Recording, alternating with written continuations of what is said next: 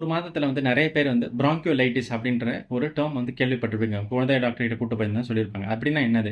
பெரும்பாலும் என்னன்னா 2 மாசம் தொடங்கி 1 வயசு இருக்கிற குழந்தைகளுக்கு வந்து பார்த்தீங்கன்னா, இந்த பிராங்கியோலைட்டிஸ் இன்ஃபெக்ஷன் வந்து ரொம்ப காமன். இது வந்து இந்த மான்சூன் சீசன் அப்ப வந்து பார்த்தீங்கன்னா, வைரஸ் கிருமிகளால வந்து பரவுறது தான். ரெஸ்பிரேட்டரி சின்ஷியல் வைரஸ், இல்ல ஃப்ளூ வைரஸ் அந்த மாதிரியான வைரஸ்னால என்னன்னா, முதல் நாள் இல்ல 2வது நாள் வந்து பார்த்தீங்கன்னா, லேசான வந்து பார்த்தா மூக்கு ஒடிட்டு இருக்கும். 3வது நாள் வந்து மூச்சு திணறல் ஆகும்.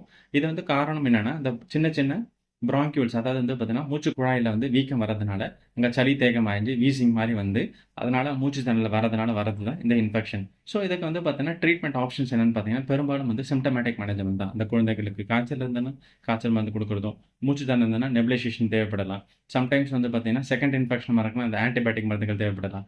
ஸோ, இதுக்கு என்ன ட்ரீட்மெண்ட்ன்ற ஆப்ஷன் வந்து உங்க குழந்தை மருத்துவர்கிட்ட ஆலோசனை செஞ்சு, அது உரிய ட்ரீட்மெண்ட் குடுத்தோம்னா, இத எளிதில வந்து பார்த்தீங்கன்னா, சரி செய்யக்கூடிய ஒரு விஷயம் தான். அதனால